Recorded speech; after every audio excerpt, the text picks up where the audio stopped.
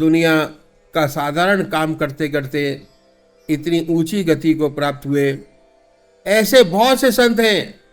अगर आप भक्तमाल पढ़ें, बड़े ऊंचे संतों का, कोई संत था तोलते तोलते जीवन मुक्त अवस्था को प्राप्त हो गया।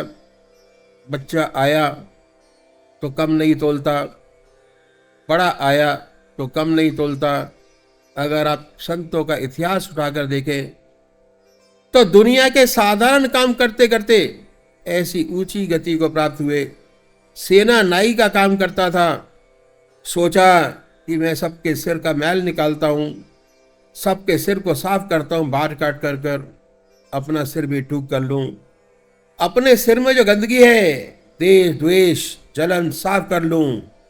सदन कसाई, कसाई का काम करते करते संत हो गया।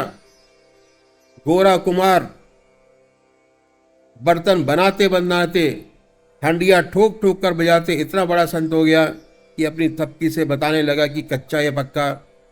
और इन संतों ने अपने भगवान की मूर्ति बड़ी सुंदर बनाई। भगवान श्री कृष्ण ने राजसूय यज्ञ में पत्तल उठाने का काम किया और महाभारत के युद्ध में रथ आका। जब सब सो जाते, अपने घोड़ों को खरारा कराते, अगले रोज के लिए तैयार करते, तो उन्होंने भगवान की मूर्ति बनाई, वह भी कर्म योगी की। तो जब तक कर्म भगवान की अर्पण नहीं हो जाते तब तक 24 घंटे परमात्मा की याद नहीं हो पाती। अभ्यास से नहीं होगी, ये सच्चा अभ्यास है। रियल अभ्यास तो यही है कि हमारा जीवन ऐसा बन जाए, ईश्वर में एक भी मिनट परमात्मा की याद के न भूलें। 16 घंटे की बात क्या, हर समय ईश्वर की याद बनी रहे। अगला वर्ग है देवियों का, जिन पर घर की जिम्मेदारी है, घर चलाने की। उनके 2 विशेष काम हैं, एक भोजन बनाना, भोजन कराना, और दूसरे बच्चों की देखभाल।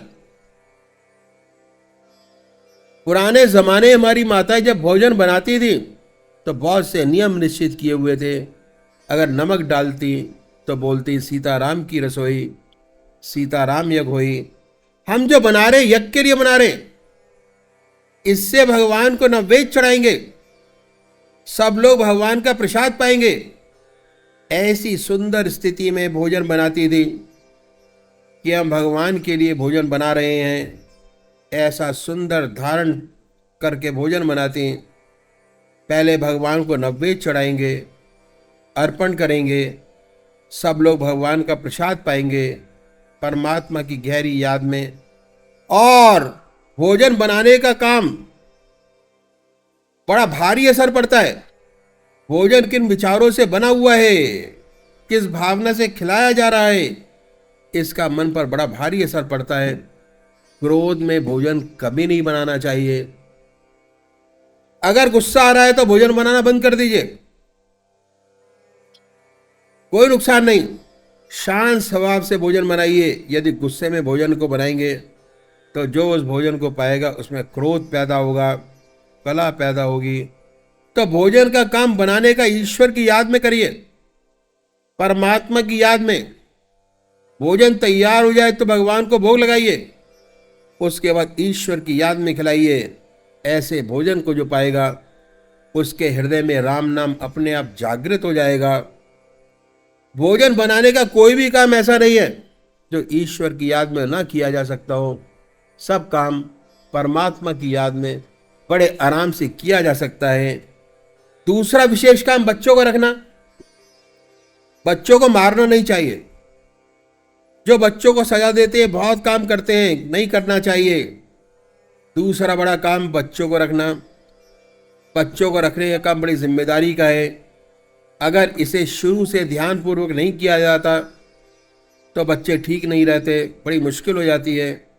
सबसे बड़ी बात, बच्चे की माँ उसको ये समझे कि बाल स्वरूप भगवान है, बाल भगवान है। बाल भगवान समझकर उसको वस्त्र पहनाए, बाल भगवान समझकर उसको नहलाए, बाल भगवान समझकर उसको भोजन कराए। भगवान बाल भगवान समझकर उसको लोरियां देकर सुलाए। एक तो ऐसी देवी का हृदय परमात्मा में लगा रहेगा, दूसरे ऐसे प्यार से, ऐसी सद्भावना से जो बच्चा पलेगा वह आध्यात्मिक धुरंधर होगा।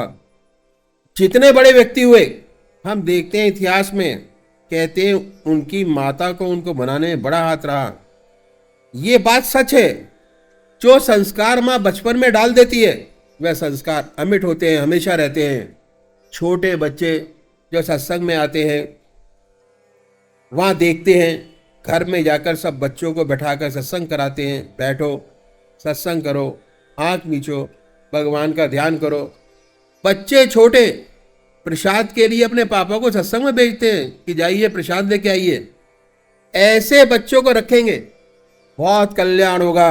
ये दो काम उनके विशेष हैं, ये दो काम कर लें तो सारा जीवन ईश्वर में हो जाए, घर में सच्चा सुख पैदा हो जाए।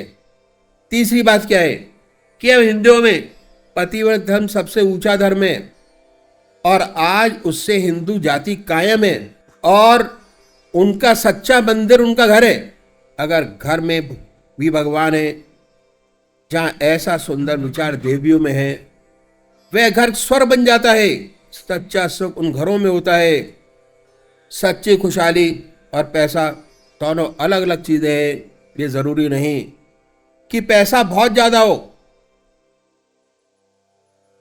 तभी सुख हो। परमात्मा इतना दे, सब खर्चे ठीक ठाक चलते रहें, घर में सद्बुद्धि हर की हो, सच्चा सुख है। बेटा अपना कर्तव्य करता है, पिता अपना कर्तव्य करता है, धर्म पत्नी अपना कर्तव्य करती है, सच्चा स्वर्ग है। ऐसा सुंदर गृहस्थ करोड़ों की माया है। बाप दक्षिण, बेटा पश्चिम, पत्नी उत्तर, बेटी पूरब, कला ही कला भरा है। सारा वैभव मौजूद है, सब बेकार है। एक गुस्से में उधर पड़ा है, दूसरा गुस्से में उधर पड़ा है, तीसरा इधर पड़ा है, बहुत दुखी है। इतना सब कुछ होने के बाद भी जीवन नरक है। सुख और पैसा, सच्चा सुख, सच्चा आनंद, सच्ची खुशी अलग चीज है। सबसे बढ़िया सच्चा सुख, गृहस्थ में सच्चा सुख मिले तभी हो सकता है जब हमारा जीवन ईश्वर में हो और सब घर के लोग ईश्वर को मानते हों। सच्चा सुख है हमें प्राप्त है तो हमने देखा, अगर अभ्यास करें बड़ी आसानी से 16 घंटे परमात्मा की याद में बिताया जा सकता है। भगवान श्री कृष्ण ने बड़ी भारा जोड़ दिया अभ्यास पर।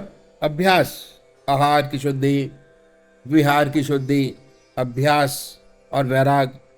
तो इन संतों ने जो ग्रस्त में हुए, जिन्होंने ग्रस्त आश्रम में रहते हुए जीवन मुक्त अवस्था प्राप्त की अपने जीवन काल में, उन्होंने बताया कि अभ्यास कैसे करें।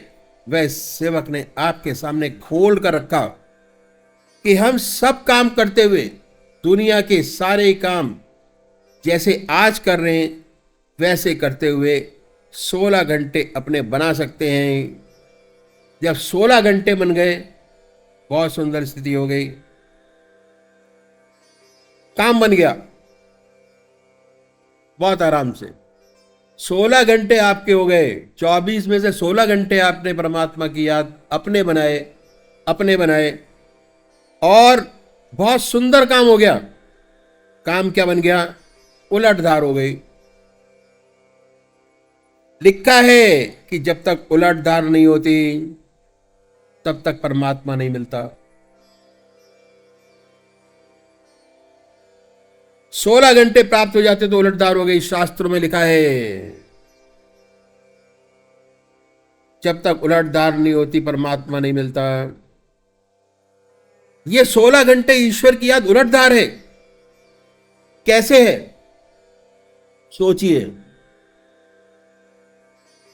विषय सोचने और मनन करने का है। बहुत सुंदर लिखा है। 16 घंटे ईश्वर की याद उलटधार है।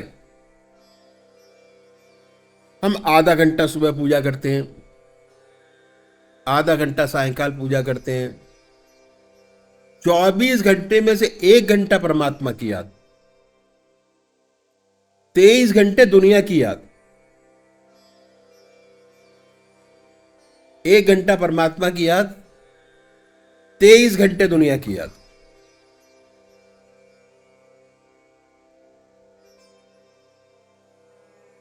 क्या हुआ? मन की क्या दशा है? 24 में से मन की करंट का बहाव दुनिया की ओर, 1 घंटा परमात्मा की ओर। जब 23 में से 1 घंटा परमात्मा की याद करेंगे तो मन में उथल पुथल मचती रहेगी।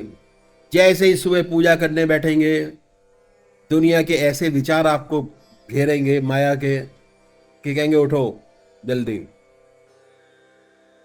ऐसे ऐसे विचार आते हैं। पर हमें कर्म करना है, याद करना है हर हालत में। 1 घंटा उसके मन की करंट का बहाव परमात्मा की ओर, 23 घंटे दुनिया की ओर। अब दूसरे स्टेप पर आया, उसने भोजन परमात्मा की याद में करना शुरू किया। आधा घंटा दोपहर को और आधा घंटा रात्रि को और बढ़ गया। अब क्या हुआ? 24 में से 2 घंटे मन की करंट का बहाव परमात्मा की ओर, धीरे धीरे मन लगना शुरू होगा। 22 घंटे दुनिया की ओर। जो हमारा तराजू है वो अभी हल्का है परमात्मा के नाम का, दुनिया के विचार में ज्यादा भरा हुआ है। अब क्या हुआ? तीसरा अभ्यास शुरू किया, उसे सफलता मिल गई। 6 घंटे सोने के अपने हो गए, पूजा में बदल गए। मन की दशा क्या हुई? 1/3 करंट की बहाव परमात्मा की ओर, 2/3 दुनिया की ओर। अभ्यास की दूसरी सीढ़ी पर आया, 16 घंटे परमात्मा की याद। अब मन की दशा क्या हुई? 2/3 करंट परमात्मा की ओर, 1/3 दुनिया की ओर। अब परमात्मा की याद अधिक रहती है और इसकी आदत हो जाती है। जब ऐसा अभ्यास हो गया, ऐसी आदत हो गई, जहां खाली वक्त मिला ईश्वर की याद, जहां खाली वक्त मिला ईश्वर की याद। जैसे एक जहाज समुद्र में जा रहा है, उस पर पक्षी है, उड़ान मारता है और कोई स्थान नहीं होता, जहाज पर लौट कर उतरते हैं। यही दशा बिल्कुल मन की हो जाती है। काम में व्यस्त हुआ, काम से पहले परमात्मा की याद, अपने इष्टदेव की। काम में व्यस्त हुआ, काम खत्म, ऑटोमेटिक परमात्मा की याद शुरू हो जाती है। जैसे ही काम से छूटा ईश्वर की याद, क्योंकि मन की करंट का बहाव 2/3 परमात्मा की ओर है, उसकी आदत अंतर्मुखी हो गई है। अब तक क्या था? वैरमुखी था मन की करंट का बहाव। तो दुनिया के विचार आते रहते थे, दिन भर दुनिया, दिन भर दुनिया, जब देखो दुनिया, जब सोचो दुनिया, सो दुनिया, उठो दुनिया। क्योंकि मन की करंट का भाव दुनिया की ओर है तो दुनिया की ही सोचेंगे। अब उलटधार हो गई, मन की करंट का बहाव 2/3 ईश्वर की ओर, 1/3 दुनिया की ओर। जैसे आज दुनिया के विचारों से मन भरा रहता है, जब 16 घंटे आपके हो गए, वैसे ही अपने इष्ट का विचार भरा रहेगा। इसी का नाम उलटदार है। ईश्वर चिंतन, लौट लौट का परमात्मा का चिंतन होगा। काम से झूठा परमात्मा का चिंतन, काम से झूठा परमात्मा का चिंतन। खाली वक्त चिंतन और कुछ होगा ही नहीं, इसी का नाम उलटदार है। और यही तरीका उलटधार करने का है। जब उलटदार हो जाती है तो काम बन जाता है। 99% आपको सफलता मिल गई। कैसे? जब काम किया उससे पहले परमात्मा की याद, सोने से पहले परमात्मा की याद, सो के उठे तो परमात्मा की याद। वो सारा पीरियड आपका ध्यान योग में बीत गया। जब आपने काम करना शुरू किया तो परमात्मा की याद थी। काम 6 घंटे किए, परमात्मा की याद। काम से छूटा तो परमात्मा की याद। जैसे सोते हुए 8 घंटे आपके अपने हो गए, वैसे ही काम करने का पीरियड भी अगर आपने परमात्मा की याद में शुरू किया और खत्म परमात्मा की याद में शुरू किया, ऑटोमेटिक परमात्मा की याद। 16 घंटे आपके परमात्मा के हो गए। यही अभ्यास थोड़ा मुश्किल है, क्योंकि हैबिट फॉर्मेशन है।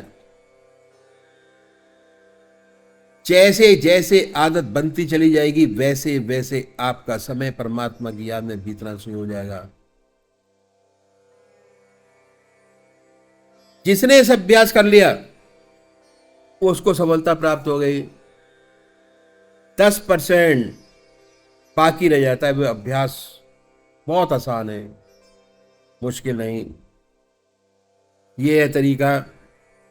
दूसरा स्टेप, परमात्मा की याद में समय को बिताना।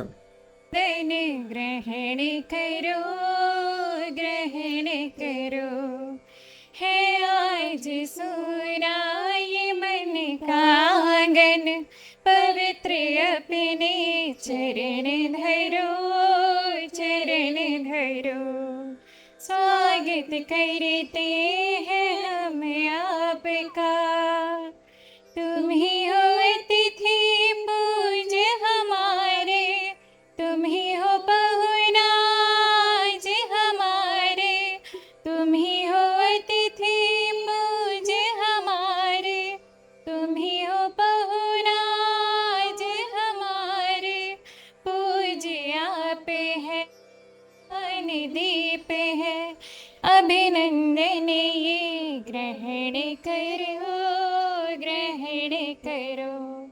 है आज सुना ये मन का आंगन, पवित्र अपने चरण धरो, चरण धरो।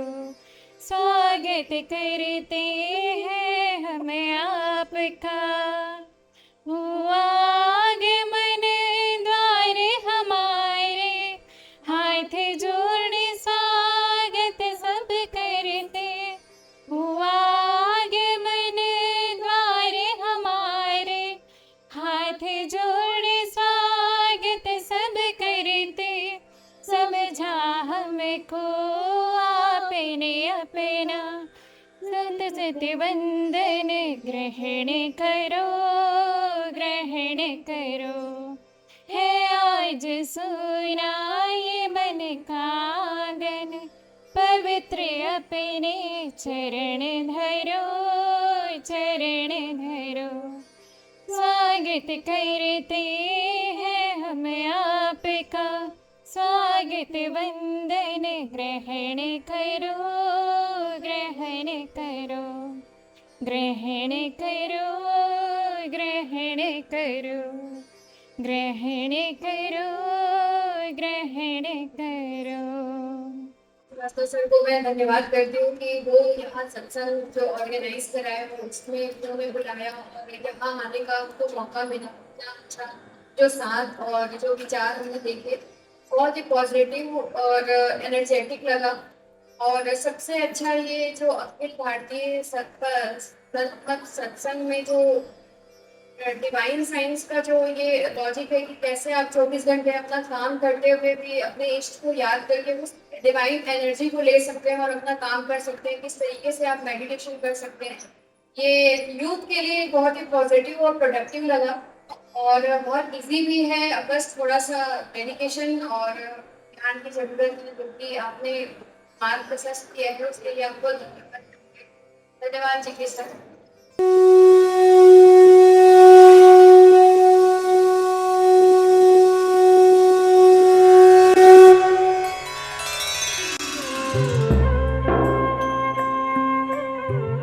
ध्यान योग के कार्यक्रम आनंद योग से निशुल्क जुड़ने के लिए संपर्क करें 9810239677।